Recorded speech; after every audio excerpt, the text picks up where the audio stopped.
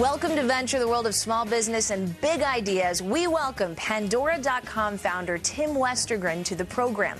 An award-winning composer and performer in his own right, Tim turned his obsession for music into one of the best-known spots to listen to tunes on the web.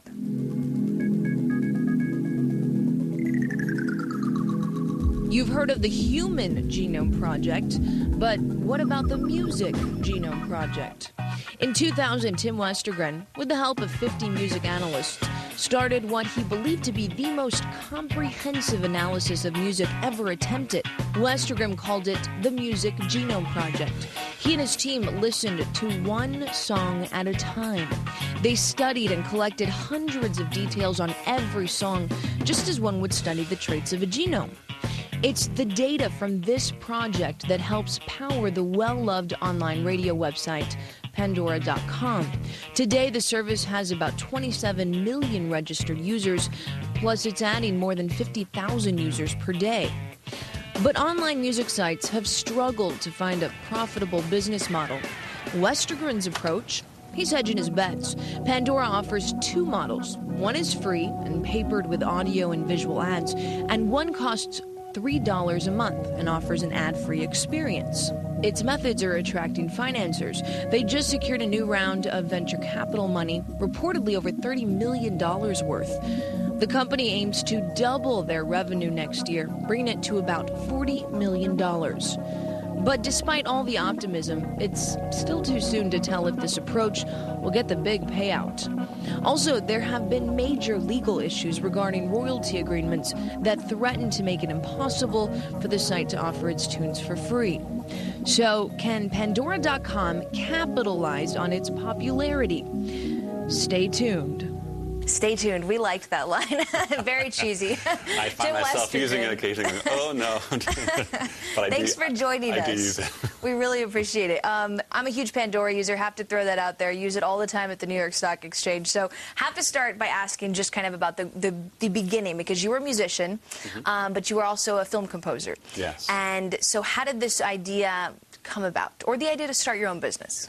Well, the idea really came out of those collective experiences. So first, being a working musician and being among hundreds of thousands of others, all sort of trying to do the same thing, build a career, find an audience, get noticed.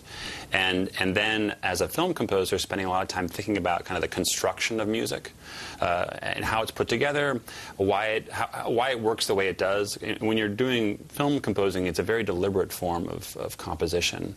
And thinking a lot about music taste, of course, so trying to please a film director.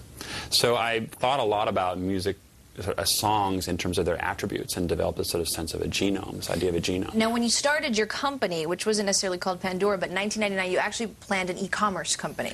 Actually, is that correct? We did. We went through a few different ideas in the very beginning, but thought that we were going to actually deliver a licensed technology to other websites. At this point? Myself and my two other co-founders, a fellow named Will Glazer and a guy named John Kraft. So the three of us launched it in San Francisco. And the idea was we would build this as sort of a technology, an ingredient technology that we would provide to other sites as a recommendation tool on their respective sites.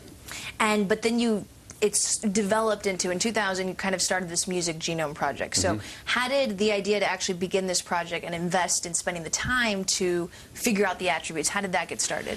Well, so I had this notion as a composer and a musician that I could understand someone's taste, and you could actually codify it with this list of attributes. And so I sat down and literally wrote out a list of musical attributes, everything from melody, harmony, rhythm, form, instrumentation, the sound of the voice, you name it. A big sort of comprehensive taxonomy that I thought sort of represented the DNA of songs. And I thought, if I can analyze songs using that DNA, I could make a really interesting connecting tool for songs. Now, it sounds really simple, but this is what a lot of our traders out there use, but there's an actual algorithm that you created to use this, to do this, correct? See, there's two parts to it. There's a musicological part done by music analysts, and then a mathematical part that sort of translates that into the Pandora. Okay, so talk to us about the musicians that you hired and what they do exactly and how it works out. So they're about 50. And their job is to come in every day, throw on a pair of headphones, and start listening to songs. And they literally analyze every song along close to 400 musical attributes per song. So they actually go through and identify every dimension. There are about 30 attributes for the voice alone. Those are what we call genes. Okay, so you have the song, and then song comes you call in, those the vectors. The vectors have a template of attributes, these genes. The analysts go in and one by one score those attributes. So, 10, 15 minutes for a 3-minute pop song, 2 hours for a classical tune. And when they're done, they've essentially created the equivalent of a musical fingerprint for that song, represented by numbers.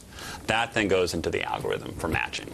Now, the software is patented, and that's what you guys use to create this business. But have you guys just used that exclusively, or have you actually thought about ever putting that out there, renting that, or? We tried the rental model for a while, about 5 years actually. The first 5 years of the company, we built the Genome and began sort of pursuing various licensing models. It wasn't until 2004, 2005 that we realized that a much better use of it would be to repurpose it into a personalized radio service. Tim Westergren, one of the co-founders of Pandora.com. Stay with us. We're talking music.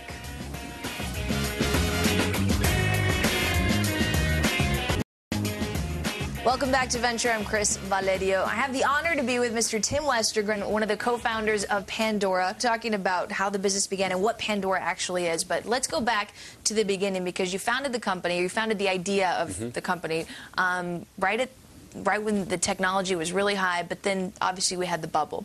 So the bubble burst. Yes. So how did that impact your business, and how long did it take you then to recover and start what is now known as Pandora? So we launched the company in the very beginning of 2000, and literally weeks before everything fell off a cliff. So we spent about 4 years in sort of survival mode, and spent a good amount of that time not taking salary, but building the infrastructure that would eventually become Pandora. We experimented with business models, and then wound up at the end of 03, 04, raising our first round of a large round of institutional investment. It was 21, 30 million, somewhere around there, right? Yeah, a little less than that, but closer to 10. But it was the money that kind of gave us the time to stop and take a breath and say, okay, we've got this really interesting piece of intellectual property. What should we do with it? And we hired a fellow named Joe Kennedy to come in and be the CEO at the time. And the company went through sort of a big revisioning and wound up realizing, gosh, radio's changing fast. It's going online, and we have the perfect sort of ingredients for that product. So then we kind of turned the ship in that direction. And what that ingredient was is using the technology that you had to be able to then give listeners songs that are similar to the ones that they like, not only artists, but according to the attributes that you were talking about. Exactly, and radio has for a long time, I think, not sort of met the appetite of listeners. People can't get what they want on radio stations. Broadcast streams one station at a time. So there's several recommendation engines that were out there at the time, but yours, it doesn't do collaborative filtering, what we call collaborative filtering. So tell us about the difference and how you decided that how that was going to happen. Sure, so the sort of state of the art was, and to some extent still is, collaborative filtering, which is just comparing different people's listening or purchasing habits, the way Amazon does. If you like this book, people like that book, like this one. The Genome actually understands the intrinsic value or information in the product. So if you like a song, we actually connect that song not based on how you compare to other listeners, but based on how that song compares to other songs.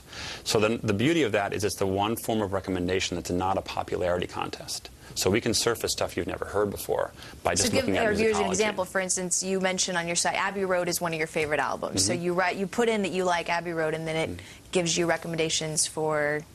Right. So I could type in the Beatles, or I could type in any song off of Abbey Road, and it will introduce me essentially to artists who sound similar. Some I'll know, some I won't. And I'm a big Beatles fan, and a number of my stations are seeded with Beatles songs.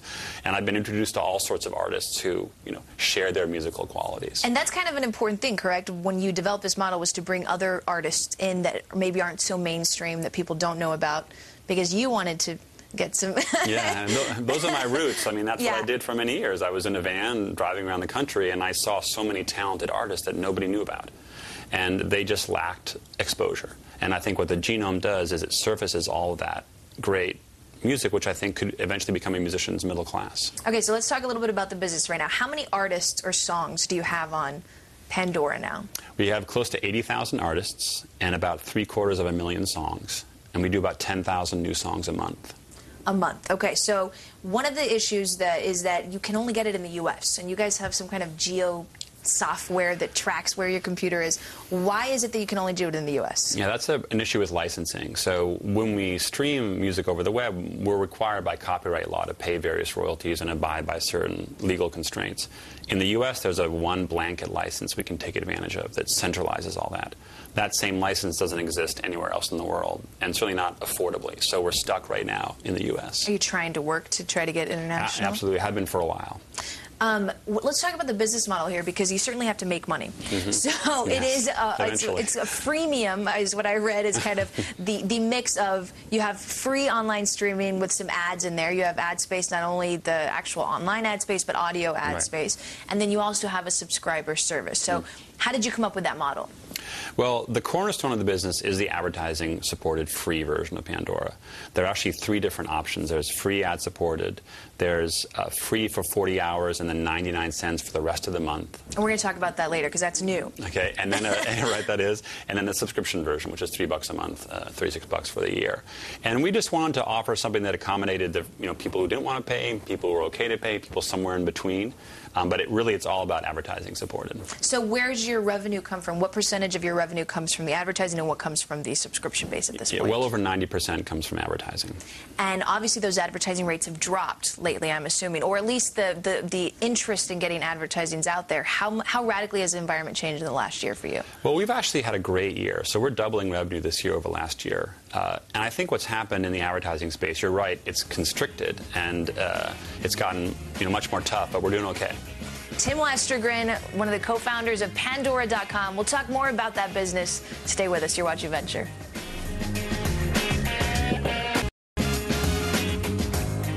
Welcome back to Venture. I'm Chris Valerio. I am joined by one of the founders of Pandora.com, Tim Westergren. Thanks for joining us again. So we were talking a little bit about, you were mentioning your growth rates that you have this year, which are large. And one of the things, we were talking kind of where your revenue base is coming from. So the environment, obviously harder. Some of the statistics I had actually on online advertising. I mean, you had online ad growth used to gain 20 to 30% a year. Last year it was 10.6%. This year is expected to grow 4.5%. So maybe your rates aren't dropping, but how are you able to get new advertisers in this environment? So I think what's happening is advertisers are becoming a lot more discriminating. And those that are out there advertising, everyone has to continue advertising, they're bifurcating the market into sites whose platforms work and those who don't. If your site doesn't work, in other words, people don't pay attention to the ads, don't click through them, they're not well integrated, they're just falling off a cliff. And I think what's happening is for sites who do have good ad products, they're being rewarded and having quite good years. And I know a handful of companies doing that. And we're definitely in that category. So far, it's actually been a banner year for us. And let's talk about the growth rate. So you mentioned how many you're adding. You plan to double your revenue to $40 million this year. Are you on track for that? Are you still on track for that? Now, you're not profitable yet. No. Hope to be kind of the beginning of next year, though. And you still think you can do that first quarter, second quarter? Yeah, early in the year. That's our hope. One of the things that where you've seen the growth is because of these applications for smartphones. You had the BlackBerry introduced a few months ago, the iPhone about a year ago, recently the Palm Pre. I know that with the iPhone, you have 18 to 20,000 a day, is that correct, that are going into it? So that's something like 33% of your daily growth coming from that. Talk to me about how that relationship began and how you started developing that. Yeah, well, the iPhone has single-handedly changed our company's trajectory. We launched it about a year ago, and in addition to contributing something like a third to a half of our new registrations every day, like you said, close to 20,000. It's also, I think, changed the definition of our entire industry from computer radio into just sort of more broadly radio, because you can take the iPhone with you, plug it into your car, take it to the gym, dock it at home, and listen through your home stereo. I got to say, I have the app on my iPhone, and I listen to it walking through the park, so yeah. Well, that's a big change for us, because that means, most people listen to radio in the car and at home. That's 80% of radio listenership, and now Pandora can be there. So I think strategically for us, it's been a huge change. Now, how fast is your Palm Pre growing? Because, I mean, you could still grow, obviously, with iPhone and the BlackBerry, but this is the latest, correct? Yeah, Palm's not contributing nearly as many listeners as the BlackBerry and the iPhone are. But I think, it's obviously a brand new product, and it'll grow over time, I think. But do you have partnerships with these companies? Yeah, for each one of those providers, having a good relationship on the software development side and marketing side is really important. one of the other issues, at least with growth, is that you've talked about possibly getting in cars. I mean, we talk about satellite radio versus internet radio. You've mentioned the interest in that, speaking with a colleague of mine a few months ago. But what is the actual reality of that? I mean, are you talking to auto developers? Are you talking to these companies? Is it a hardware issue? Where do you stand in that? Yeah, we're building the products, and actually Ford Sync has announced that they're partnering with us, and I think they're hoping to release it early next year. So it's very real. Cars have a somewhat longer time horizon for releasing products, and they take some time to adopt them, but it's very much of a reality, and I think the car is such a key venue for radio that it's a huge priority for us. So what partnerships you have with Ford? Do you have any other auto dealerships that you're partnering with? We do. Nothing that we're discussing publicly yet, but we've covered that ground. How is the industry? I mean, obviously, Ford going through a really hard time right now. The industry as a whole, people aren't buying as many cars. I mean, you can't get loans for cars as easily. So how are you growing on that end, given the environment? Well, it's brand new for us, so it's not as if we're already there and our growth is slowing. We're introducing a new idea into that marketplace. So right now, it's being built, being architected, and I think the sort of relevant question for us is what will happen in 2010 to 2011, 2012 in terms of cars. But I think there's a huge opportunity there. Any other areas you're growing in that would be considered unique? Well, kind of a cousin to that is actually consumer electronics devices. So again, anytime, anywhere being a big theme for us. You can get, there are about 70 companies now developing for Pandora on home electronic devices. It's very promising. Tim Westergren, one of the founders of Pandora.com. We'll be right back. You're watching Venture. Welcome back to Venture. I'm Chris Valerio. We're talking with one of the founders of Pandora.com. It is Mr. Tim Westergren, and want to talk a little bit about this royalties issue, because this has been a really big story for the overall webcasters, internet radio, but especially with you guys, because so much of funding. You actually said in another interview that funding environment for online music was, quote, a toxic because it's been so hard. So talk to me about the agreement reached first. Right, so it's an agreement around the royalty that we pay called a performance royalty for every song that we stream, and it's our single biggest variable cost in the company. It's really a very important part of the business model, and that has been fought over now for 2 years, actually longer, but we've been negotiating for 2 years and just resolved that literally a week and a half ago. And what's the new fee?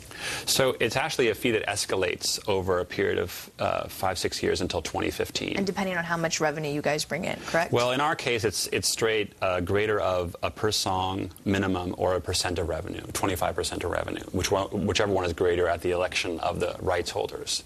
And it winds up being about 2 cents an hour in cost. You were able to get a new round of funding, specifically Greylock Partners. It's estimated $35 million.